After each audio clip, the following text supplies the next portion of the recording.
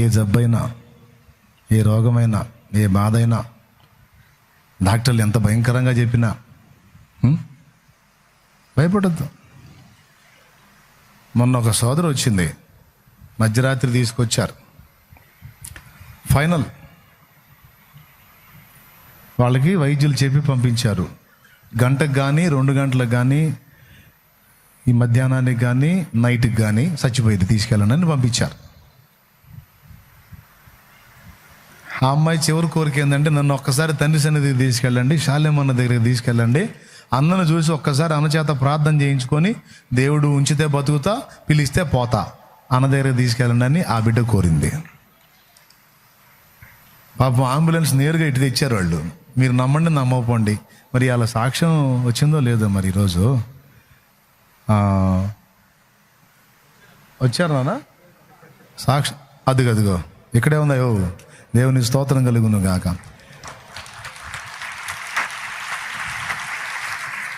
అది ఆ అమ్మాయి, ఆ వెనక అమ్మాయి అటు తిరిగి వందనాలు చెప్పారు. అందుకే ఆ అమ్మాయి బతికింది.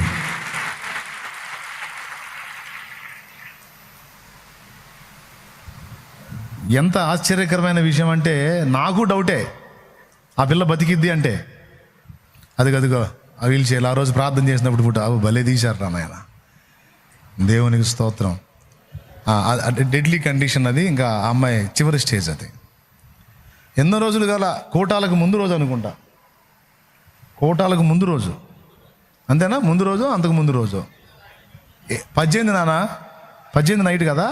దేవునికి కోటాలు అది ముందు రోజు 18వ తారీఖు నైట్ ఆ బిడ్డకి ప్రార్థన చేసింది. అదిగో ఇప్పుడు సజీవంగా ఆరోగ్యంగా వచ్చి మన మధ్యలో నిలబడి సాక్షిగా ఉంది. మరేదో ఆ మరణకరమైన జబ్బు ఏది ఆ అమ్మాయిని కాజేయలేదు కదా. ఆ అమ్మాయి ఒక్కటే తన చుట్టూ ఉన్న వాళ్ళతో చెప్పింది, నా ప్రభు నాకు అవకాశం ఇస్తాడు అన్న ప్రార్థన నా దేవుడు వింటాడు, నాకేం కాదన్నా, నా మాట నమ్మండి అన్నా, మీరు కూడా నమ్ముకోండి అన్నా అని ఆ అమ్మాయి ఆ పొజిషన్లో ఉండి తన కుటుంబ సభ్యులకి, రక్షణ లేని వాళ్ళకి రక్షణ పొందమని చెబుతుంది, చెప్పింది. అదిగో సజీవరాలి ఇప్పుడు సాక్షిగా నిలబడింది.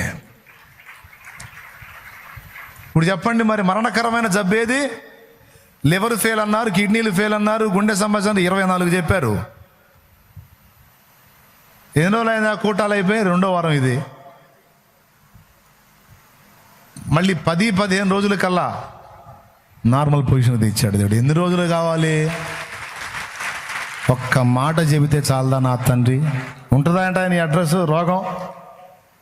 నేనేమన్నా కల్పించి చెప్పానా? నా దేవుడు నమ్మకస్తుడయా, నా దేవుడు నమ్మదగిన వాడు.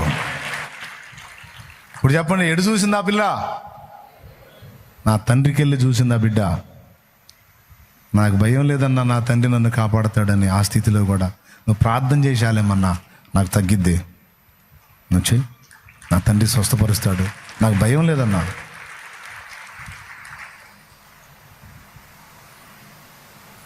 ఇట్లాంటి ఎన్నో. థ్యాంక్ యూ నాన్న, కూర్చోమ్మా. ఆ పిల్లల్ని సాక్షిగా చూపించాలని ఆశపడ్డాను, లక్కగా వచ్చింది ఈరోజు. ఇలా ఎన్నో. ఒకటే నేను చూపించింది, ఇందాక మీరు చాలా సాక్ష్యాలు విన్నారు. అదిగో అమ్మాయి కండిషన్, అదిగో చూడండి. ఊహించగలరా ఆ పిల్లని? 18వ తారీఖు నైట్, 19 నుంచి కోటాలు. ఇప్పుడు చూడు, ఇప్పుడు చెప్పు, రోగం గొప్పదా యేసయ్య గొప్పడా? మరణం గొప్పదా యేసయ్య గొప్పడా?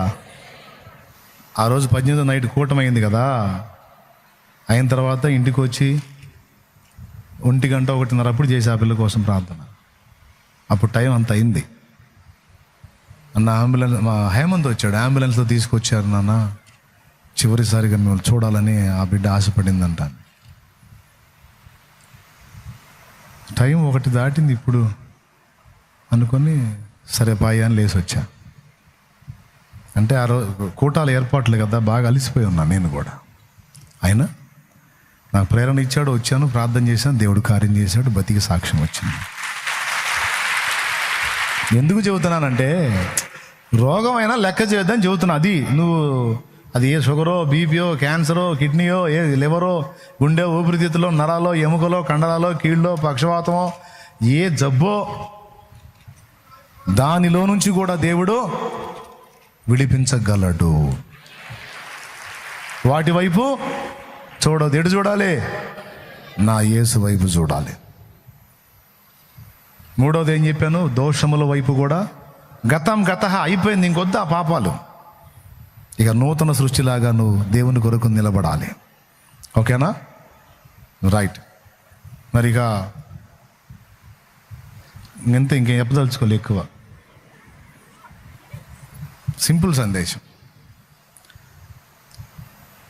చెప్పండి. ఎటు చూడాలి? నీతి సూర్యుని వైపు చూడాలి. ఆయన రెక్కలు ఏం చేస్తాయి మనకి?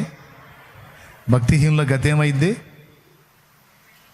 సంపూర్ణంగా జరిగించడం లేదో చూసిన తర్వాత నియమించబడిన దినములో ఒక్కసారి ఉగ్రత వచ్చింది. నీతిమంతుని కూడా దేవుడు నియమించిన దినంలో ఒక్కసారి ఊహించినటువంటి గొప్ప కార్యం జరిగిద్ది. నాన్న, నా తండ్రినే హత్తుకోను, ఆయన వైపే చూడు. నీ జీవితాన్ని అప్పగించేయి, పాపాన్ని వదిలేసేయి, మారు మనసు పొందు. బాప్తిసం పొందకపోతే బాప్తిసం పొందు, పాపాలన్నీ కడిగేసుకో, పరిశుద్ధపరచబడు. ఒకటే తీర్మానం, ఆయన చేతిలో చెయ్యి. ఇక ఈ జీవితం అంతా నీకెళ్ళ చూస్తాను, నడుస్తా ప్రభువా. ఇక నీకంటే నాకు ఎవరు ఎక్కువ కాదు, నాకు మనుషులు కాదు, కులం కాదు, మతం కాదు, పరిస్థితులు కాదు, రోగాలు కాదు, పాపాలు కాదు, నేను దేని వైపు తిరగను, నేను నీ వైపే చూస్తాను. ఓకేనా? దోషములను గురించిన వచనం యోహాను రాసిన మొదటి పత్రిక 1వ అధ్యాయము 8-9 వచనాలు. మన పాపములను మనం ఒప్పుకొని నీడల ఆయన నమ్మదగిన వాడు, నీతిమంతుడు గనుక సమస్త దుర్నీతి నుండి మనల్ని విడిపించి ఆయన పరిశుద్ధపరుస్తాడు. కాబట్టి పాపాల వైపు చూడొద్దు, పరిస్థితుల వైపు చూడొద్దు, మనుషుల ప్రేమల కోసం వెంపర్లాడొద్దు. ఎవడు ప్రేమిస్తే ఎంత, ప్రేమించకపోతే ఎంత, ఎవడు పట్టించుకుంటే ఎంత, పట్టించుకోకపోతే, ప్రాణం పెట్టిన యేసయ్య ఎప్పుడు నిన్ను ప్రేమిస్తానే ఉంటాడు. నా పిల్లలు నన్ను ప్రేమించినప్పుడు నేను ఎందుకు బ్రతకాలి? నా భార్య నన్ను ప్రేమించినప్పుడు నేను ఎందుకు బ్రతకాలి? నా భర్త నన్ను ప్రేమించినప్పుడు నేను ఎందుకు బ్రతకాలి? నా కుటుంబస్తులు, నా తల్లిదండ్రులే నన్ను ప్రేమించినప్పుడు నేను ఎందుకు బ్రతకాలి? ఇట్లాంటి మాటలు అనుకునే వాళ్ళకి చెప్తున్నాను నేను.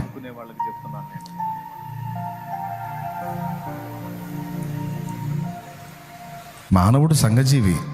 ఎవరో ఒకళ్ళు గుర్తించి ప్రేమించే వాళ్ళు ఉండాలని కోరుకోవటం న్యాయమే. కానీ నేనేమంటున్నానంటే, ఒకవేళ నీ ఆశ తీరకపోవచ్చు, వీళ్ళు నన్ను ప్రేమిస్తారు, ఆదరిస్తారు అనుకున్న వాళ్ళ దగ్గర నీకు అది దొరకపోవచ్చు. అంత మాత్రాన నీకు నిరీక్షణ లేకుండా పోలేదు. నేను ఎలాగైతే మనుషుల్లో వెతుక్కోకుండా దేవుళ్ళలోనే ఆ ప్రేమను వెతుక్కున్నానో, నీకు కూడా అదే నేర్పుతున్నాను. నేను ఒకటి నిర్ణయించుకున్నానమ్మా, చివరిగా చెప్తున్నాను. నేను కూటాల్లో ఒకరోజు ఒక మెసేజ్ చెప్పాను.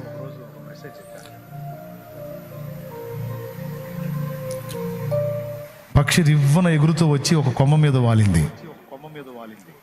ఆ పక్షికి ఆధారం ఏంటని అడిగాను. అప్పుడు మీరేం చెప్పారు? కొమ్మ ఆధారం అన్నారు. కొమ్మ మీద వాలింది, కొమ్మే ఆధారం అయింది దానికి అన్నారు మీరు.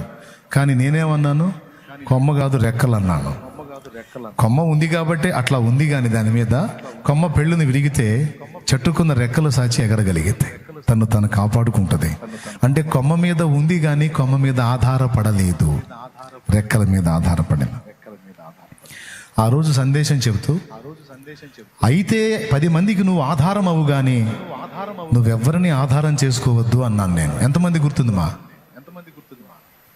నిజంగా ఉందా? అలాగే అయితే 10 మందికి నీ ప్రేమని పంచు కానీ నువ్వు ఎవరి ప్రేమను ఆశించొద్దు నాన్న. ఛాన్స్ ఉంటే 10 మందికి నీ ప్రేమని పంచమ్మా, అంతే. నువ్వు ఎవరి ప్రేమను ఆధారం చేసుకోవద్దు, ఎవరి ప్రేమ కోసం పరితపించొద్దు, ఒరిజినల్ లవ్ నీకు దొరకదు. అర్థమైందా? అది ఒక్క యేసయ్య దగ్గరే దొరికింది. నేను అలా ఫిక్స్ అయ్యాను.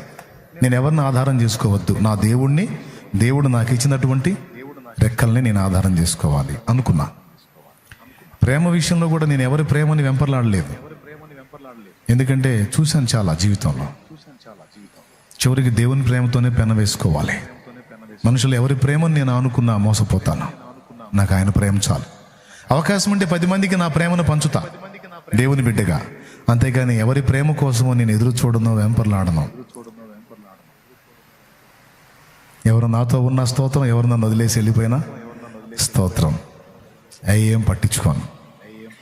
ఓకే, ఈవేళ ఈ చిన్ని సందేశంలో నీ జీవితానికి ఉపయోగపడేటువంటి అద్భుతమైన అనుభవాలు ఉన్నాయి. హృదయంలో పెట్టుకొని బ్రతకండి దేవుని కోసం, బ్రతకండి ప్రభు ప్రేమను లోకానికి పరిచయం చేయటం కోసం, బ్రతకండి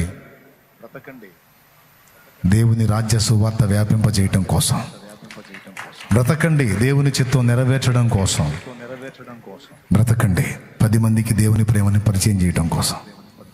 ఓకేనా? రైట్. ప్రేమగల తండ్రి, పరిశుద్ధ ప్రభువా, ఈరోజు మా బిడ్డలందరినీ దర్శించి చక్కగా మీరు అందించినటువంటి మాటలన్నిటి కొరకు వందనాలు. మా బిడ్డల హృదయాల్లో ఈ మాటలు శిలాక్షరాలై ముద్రితం కావాలి. ఏ గుండె కూడా నాయనా నీ వైపే చూడాలి కానీ ఏ గుండె కూడా మనుషుల వైపు కానీ పరిస్థితుల వైపు కానీ పాపం వైపు కానీ చూడకుండా కాపాడు. కొమ్మను ఆధారం చేసుకున్న పక్షి కొమ్మ మీద ఉంటదే గాని కొమ్మ విరిగితే కింద పడిపోదు, రెక్కల ఆధారం చేసుకుని ఎగురుతుంది. అలాగే లోకంలో మనుషుల మీద కొమ్మ మీద అనుకున్న పక్షిలాగా జస్ట్ అట్లా ఆధారపడ్డట్టు కనబడటమే గాని మా ఆధారం, మా రెక్కలు, మా సమస్తం నీవే ప్రభు.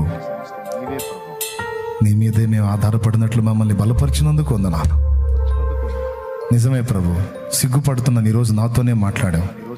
మనుషులను ఆధారం చేసుకొని వాళ్ళ వైపు చూసి భయపడ్డాను, దిగులు పడ్డాను, కృంగిపోయాను, ప్రేమ దక్కలేదని చచ్చిపోదామని కూడా అనుకున్నాను. కానీ అదంతా వట్టి మాయా, మోసం అని తెలిసి నిజం నీ దగ్గర ఉందని ఎరిగి నీ వైపే తిరుగుతున్నాను. ఈ జీవితం అంతా నీకెళ్ళే చూస్తాను. అవకాశం ఉంటే 10 మందికి ఆధారం అవుతాను, 10 మందికి ప్రేమ పంచుతాను. ప్రతికూలతలో ఉన్న 10 మందికి ఆధారం అవుతాను, ఆశ్రయం అవుతాను. పాపాల్లో చిక్కుకున్న వారిని అవసరమైతే నీ ప్రేమను ప్రకటించి విడిపిస్తాను. నా తండ్రి, నన్ను అలా బలపరచు. యేసు నామములో ప్రార్థించి పొంది ఉన్నాం తండ్రి, ఆమేన్. మా బిడ్డలు కూడా అలాగునే బలపడుతురుగాక. ఆమేన్. ప్రియులారా,